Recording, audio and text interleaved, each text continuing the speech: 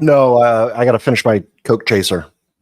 Ah, gotcha. Well, we're live. What's up, everybody? Oh. Dynasty diehards, we're here. It's been a week and a day since we were last live. And if you watched that last show, we were live from Mobile, Alabama, talking with some rando dudes I just accidentally stayed in a house with about all the things that we saw. And you know what, guys? We've talked enough about the Senior Bowl. It's time to mock draft. We are going to get into our first of the season. It is a 12-team Dynasty PPR 2 QB mock draft. Let's go.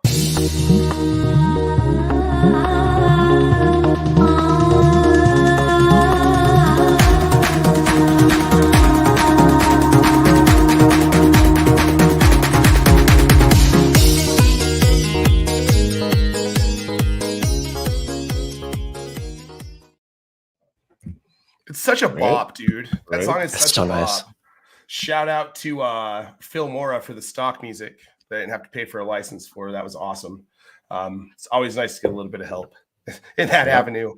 All right, guys. So we are doing today, we are doing a 12-team Dynasty Superflex PPR mock draft. Technically, in the draft, it's going to be 2 QB, but that's just to get the ADP right for the Superflex portion of this draft. I am joined by my always co-host, when he's available, of course, Mr. Matt Chester at FFMadJester there on Twitter. And guys, we have a very special guest co-host today to do this mock draft with us, the one and only Richard Sickels at GingerBeardMan on Twitter. Replace that A with the 3, though. You're not going to find him. Richard, how are you doing today? Are you looking forward to this draft? What are you expecting to see out of this draft today? It's so early. We haven't even had the Super Bowl yet.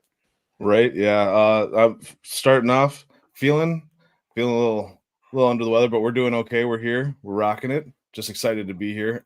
Really excited to do this mock draft. Actually, I know it's a little bit early, and like you just said, what are we expecting to see in this whole thing?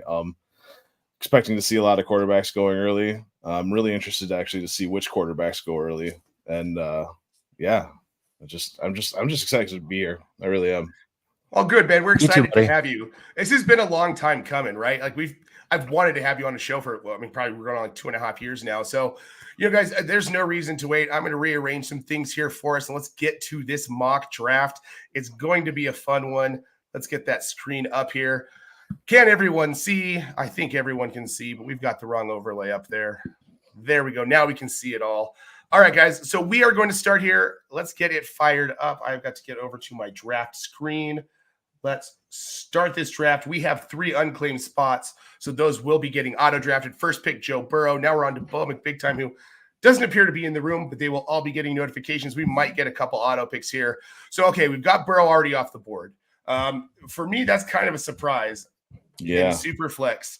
Allen, Mahomes, Hurts, Lamar Jackson, all guys that are still on the board. CJ Stroud, even, I think. Okay, Richard. Yeah. Would you take CJ Stroud over Joe Burrow in a super flex startup? Let me take a look. I gotta say, no, I would take Burrow ahead of him. As far as my rankings go, I got Burrow just below that first tier. Sure. CJ Stroud, I loved what he brought to the table and everything, but I did not quite have him in that echelon quite yet. All right. So now the next 2 quarterbacks off the board, Josh Allen and Patrick Mahomes. Richard, you are on the clock here. You've got Jalen Hurts, Lamar Jackson, CJ Stroud. It's a decision here. This is Jalen Hurts. I'm going with my rankings that I have. My rankings have Jalen Hurts as my QB2. Yes. And that's why we do these rankings. And I think sometimes people wonder, why are we bothering to do these rankings? And this is why. You get into this draft situation, you're between a couple of players. You can consult your rankings. If I've got this guy over him, it makes it pretty obviously easy. This is kind of tough for me here because, you really want to go quarterback in this first round, but I can't pass up Justin Jefferson in PPR. I'm so mad at you. I would have done that in a heartbeat. Yeah. Well, somebody behind me is going to Justin Herbert, right? Because I'm going to do this. I'm going to do the same thing as you. I'm going to pick CeeDee Lamb. Go ahead. I love it, man. It's PPR. Okay, we've got Mike K1 on the clock now here with the 109. Justin Herbert's still on the board. I mentioned one other thing. It's a four point per passing touchdown league, which might sway you in the first round. CeeDee Lamb just got over 400 points, and a lot of these quarterbacks that went ahead of him have never had 400 points just because of the scoring setting. Right. No, that's a very good point. In your leagues, guys, make sure you know your settings before you start drafting. Somebody needs to tell Hollywood Titan to get on here. Boy's supposed to be drafted. He was the first one to hop in when I sent it out to the group this morning. We'll wait for him to go ahead and auto here at the 112.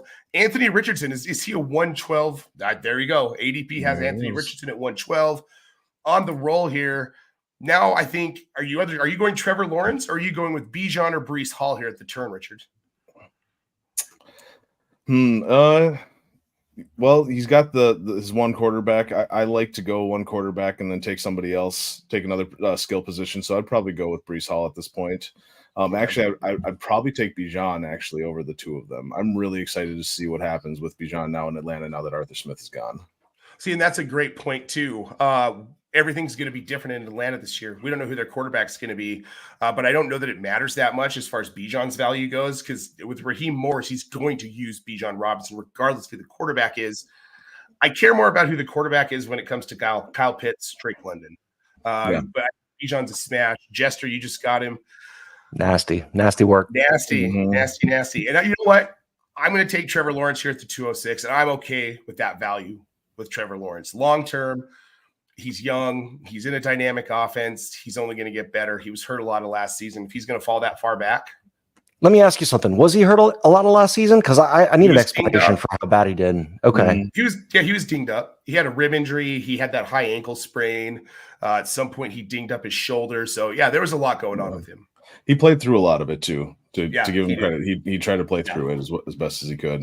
Yes, he did. Ooh, and I just got sniped with A.J. Brown.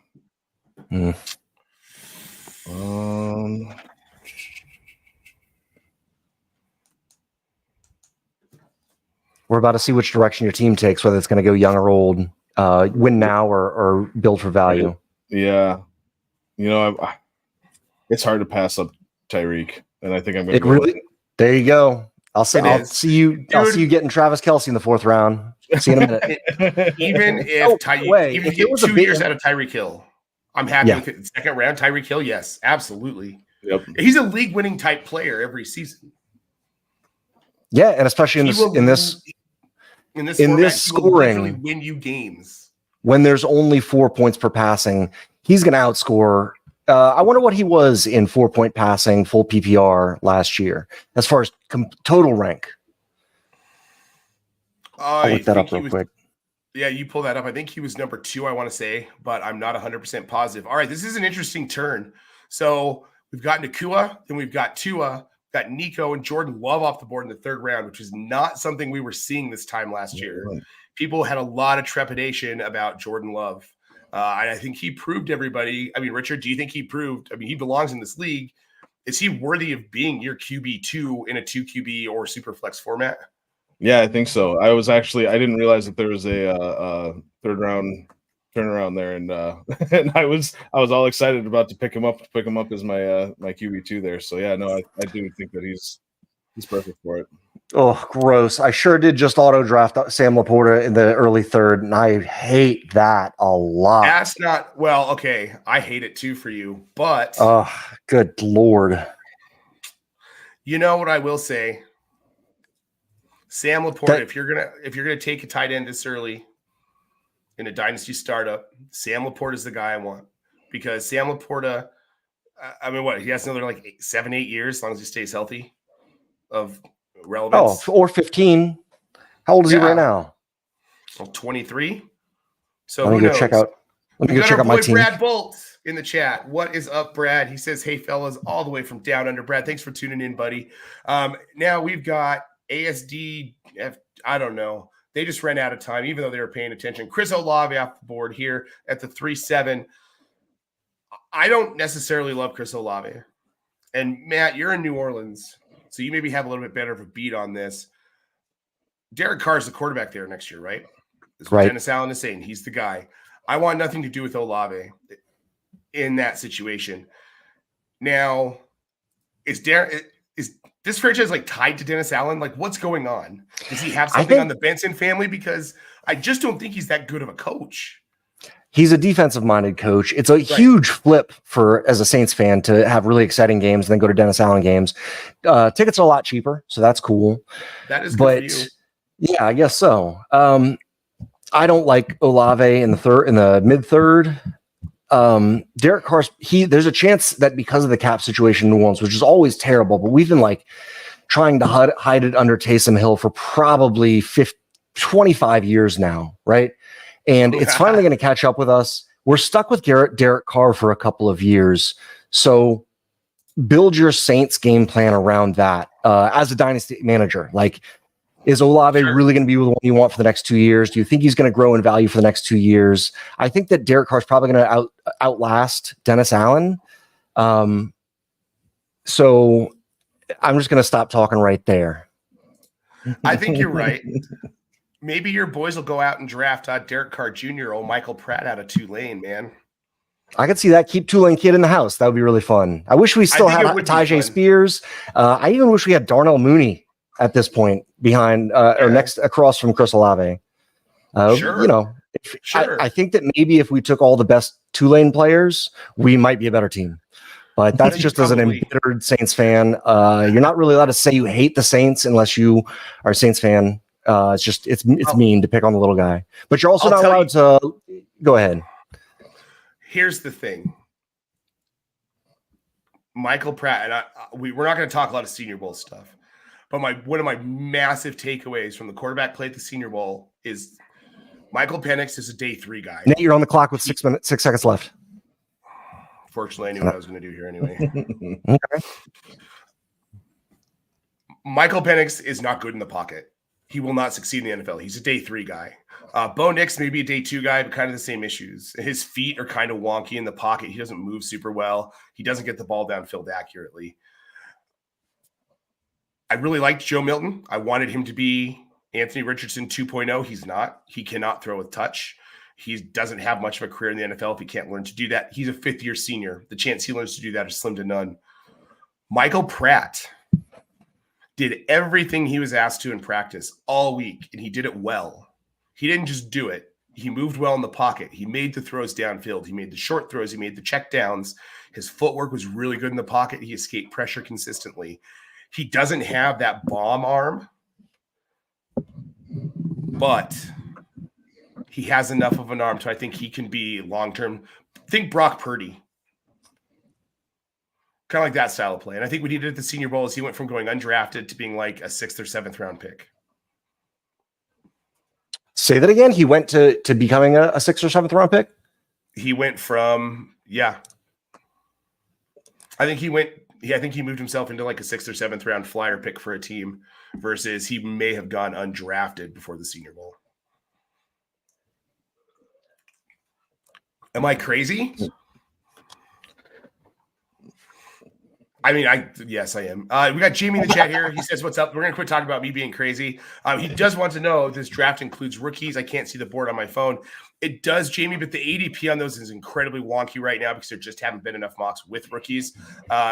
So while they're on the board, we're not drafting with them right now. And at this time of year, really, I know that there are people out there who say you're not doing it right if your rookie drafts are after the NFL draft. Don't do your rookie drafts. Don't do your rookie drafts until after the NFL draft. It's mostly analyst types that want to prove they're better than everyone by making rookie draft picks. And oh boy, yeah. No, I save all of my drafts until the till after the rookie draft or until after the NFL draft. So many things can change with a player, good or bad. So if you don't know where they're going to land, I just think it's foolish. But if you want to do it, I mean, do you? Just look at where we had formats. Look where we had everybody ranked running back wise last year before the draft, and then what happened? Everything changed. Everything changed. All right, we are through just a little over 5.5 rounds here of this mock. It's Rashee Rice in the 5th round. I love that pick. And I think that as we get closer to the season. And we're doing startups as we get closer to the actual season. I think Rashee Rice is going to be maybe a guy who's going in the 3rd round of PPR drafts because he's the wide receiver 1 in Kansas City. Look at his last 7-8 weeks in Kansas City. He's been phenomenal. But it's the Travis Kelce, Patrick Mahomes, Taylor Swift show in Kansas City right now. So Rashee Rice has just been this like solid under the radar guy. Get a year under his belt. Maybe I'm crazy. Jamie here, he says he has Brock Bowers as his tight end 1 over Laporta. Jamie, I love Brock Bowers. I really do, but that is bold. That's probably a little too bold. But again, I'm not here to judge, man. I have some bold takes too. So you could end up absolutely being right. We have no idea. We have absolutely no idea. All right. Saquon Barkley, Josh Jacobs, and an Isaiah Pacheco running back run here. We're at 6-7 here. I'm on the clock. Guys, how are you feeling about your teams? Matt, let's start with yours first. How are you feeling about your draft so far? I'm really upset that I didn't know that you could look for rookies, because I could have had Marvin Harrison Jr. and I took Jared Goff instead. And in no world is that ever going to happen in real life. So then he noticed the glitch in the system. He must be watching live. He noticed the glitch in the system, and he love the sleeper handle, ASDFJKL. He just went across his QWERTY row keyboard, but he was able to get Marvin Harrison and then Caleb Williams in the 5th and 6th round. This guy's going to have a cheat code for a team. Oh, I guess I'm on the clock. On the what? I'll take Drake May, because all right, lean into the cheat code once you find it. Guys, this is our first of the year. There are going to be some little hiccups in these drafts as we're getting back into the flow, because this is the first mock draft I've done in probably since very first part of September, right before the season started. Right. So and I've done some best ball drafts, but that's just not the same. Well, we're into the 7th round. Now, Richard, how do you feel about your team? Because I kind of sneakily like your team. Yeah, I like my team. I did what I usually do, where I try to fill out the wide receivers first. And then I try to have one running back that'll kind of hero ball it for me. I really love Travis Etienne. I just made a trade for him myself. That we used the new calculator for. It was kind of fun. Yes. we awesome. Just straight down the line use that calculator. So but is there any way for you to share that during the show? Can you share that? Can you text us in the group chat or put it up on the screen? Because I'd love to see that. I'd love to dive into that. Yeah. Let's see. I can get it in the comments. Let me take my pick here quick. Maybe I was just trying to distract him, Nate. Yeah, you might have been. I thought that was good timing. It was. It was a good try. Brad Bolt on their show, NFL Lab Network, guys. Really seriously, if you love NFL content, check out NFL Lab Network on YouTube. Brad and John had a bold take, and I'll tell you what, they got me on the Malachi Corley train. He thinks that he's going to be a first-round pick. The way that he played at the Senior Bowl, I think teams are getting high on him. And then I believe that he's going to ball out at the combine, and he could sneak into the first round. I don't think it's crazy. Who's this? So Malachi Corley out of Western Kentucky. There have been a lot of questions because he's a small school guy, but he did everything he needed to do at the combine. He was in my Fantasy Pros write-up as my biggest wide receiver winner of the week. And just in case you're wondering what the other side of that is, I'll even it out for you. Tez Walker was my big loser out of the University of North Carolina. So on him in rookie drafts, buyer beware. Kirk Cousins, the homer pick from Dick. I love it. Homer pick thinking that he's not going to be there anymore, to be fair. Everything I've been seeing is that he wants to be back in Minnesota. He wants to finish his career in Minnesota. Now, does Kevin O'Connell and company want him back? Dick, that's the question. And you're right there. So what's the general feeling in Vikings Nation about this? So I think that if the price is right, yeah, he's going to be back. And that was my initial take of going into the offseason was that they needed him to be willing to take a pay cut and everything. Looking at what they have available and the fact that they have to pay Justin Jefferson and Danielle Hunter on the defensive side of things, I don't know if they're going to be able to afford it, especially because Christian Darrisaw is coming up too. Like they got a lot of people that they got to pay a lot of money to, and there's a part of me that just doesn't see it happening. I'd like to see it happen, but my dream as the homer for the Vikings would be for them to trade up and get one of the top 3 quarterbacks and re-sign Cousins and have them sit behind Cousins for that year or 2 or whatever they can get them to sign that contract for. Well, that's a dream.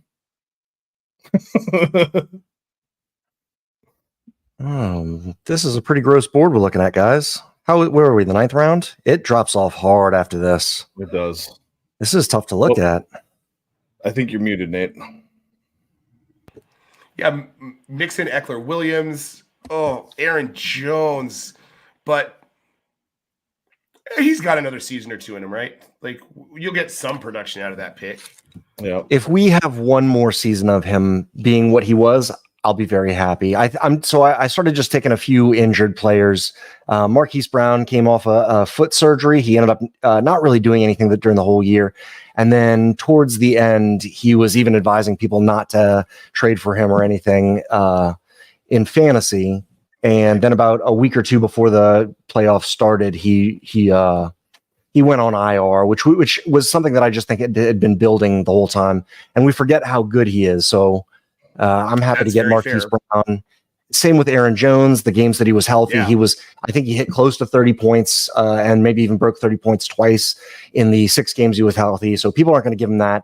And all these running backs are temporary anyway. So that's a good point. I think I'm going to go for it this year with Aaron Jones. You might. Why not? I went for it with David Montgomery. I took him a little bit earlier on there. It's my first running back off the board, in fact. Okay, he's got one more year on a contract. He's going to be a top 10 with Jahmyr Gibbs when they're healthy, and comfortably be that when he's not. When Gibbs is not. We've got some guys coming in where if we have a big drop off from Montgomery or any of these like older running backs, Aaron Jones, you can find someone to replace them likely in your rookie draft next year. If not a guy that maybe sits for a year this year, then kind of pops. That's the joy of Dynasty, guys. We're just nerdy GMs.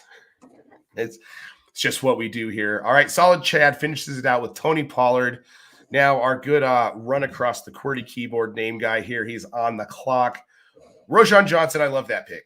Interesting. Roschon Johnson, I really like it.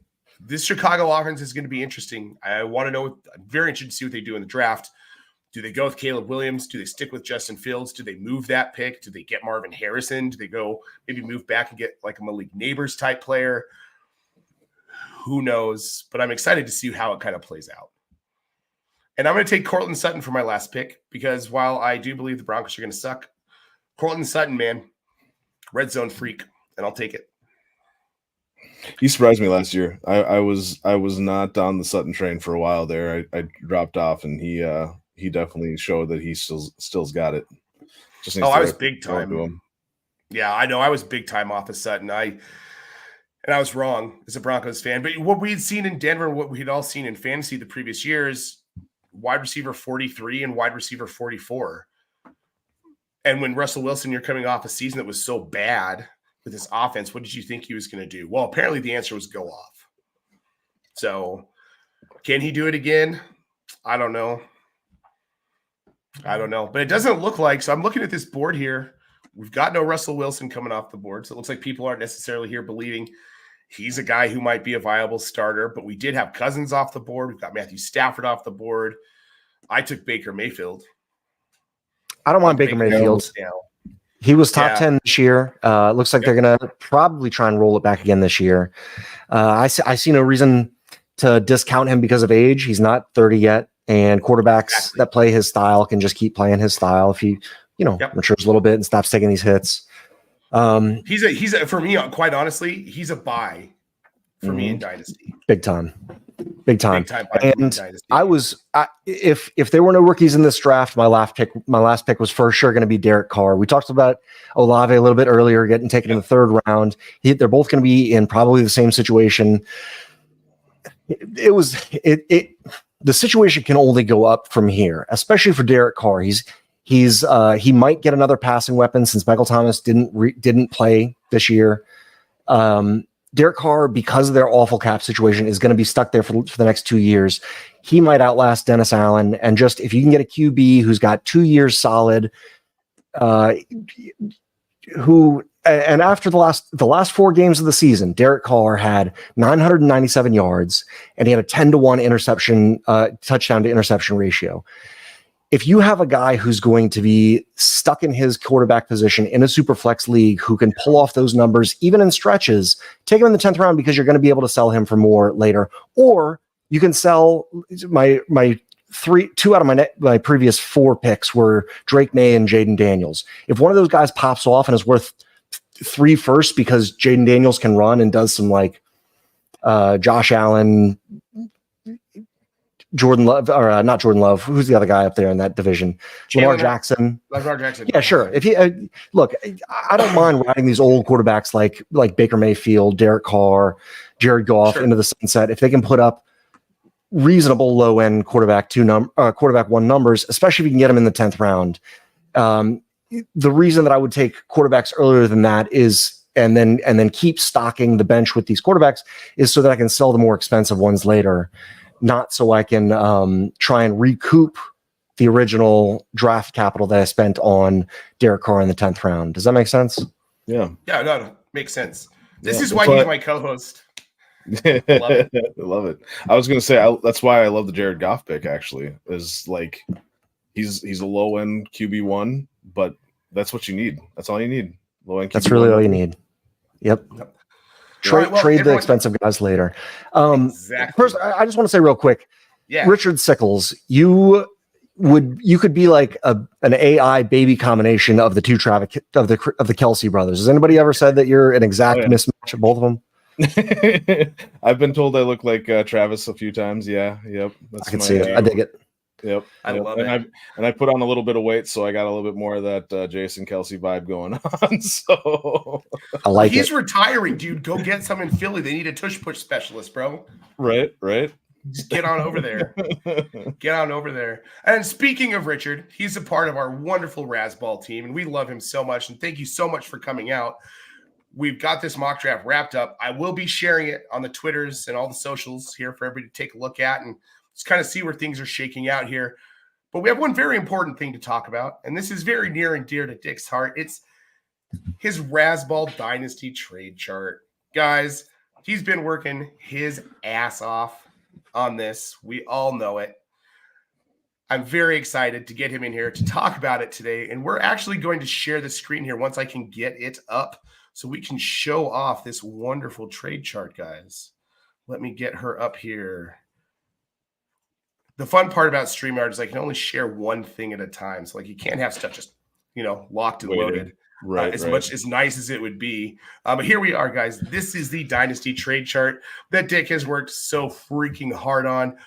I know it's kind of hard to see here if you don't have a little bit bigger of a screen, but I'm going to tell you right now, it's got assigned values for every player. You can search for those players, see what their value is. It includes rookie picks. Guys, this is going to help you make smarter trades in your Dynasty leagues. Plain and simple. When you know what a player's value is stacked up against those rookie pick values and all the other things, take this knowledge. Not all of your league mates have it. So make sure we will drop the link to this here in the public chat. I will do that right now so y'all can get access to it. Richard, tell us about this trade chart, man. I mean, it doesn't have to be anything technical. Just tell us how much fun it was to make, I guess. Right. Yeah, no, it's something that I've been working on for quite a while now. And I was really excited when it was brought up to me about doing it. I really thought it would be the way that I wanted to go about it, because most leagues, it feels, are going towards Superflex, tight end premium. I wanted it to be Superflex orientated. I wanted to make sure we got those picks in there too. So you'll notice right off the bat, like the top, I think it's like 8 out of the top 10 are all quarterbacks. And so the values are start off at 100, cap off at 100 with Josh Allen being number 1, and then make their way down. Like you were saying with the value of the picks, that's something that I was really excited about getting in there, and everything was those values of the picks. It took me a little while to get everything in there just right, just little tweaking. Right. So I noticed you have the 102, 103 marked down, even as far as 2025, 2026. Yeah. I want to ask about that, but also I want to ask how you got to these numbers. What do you weigh more?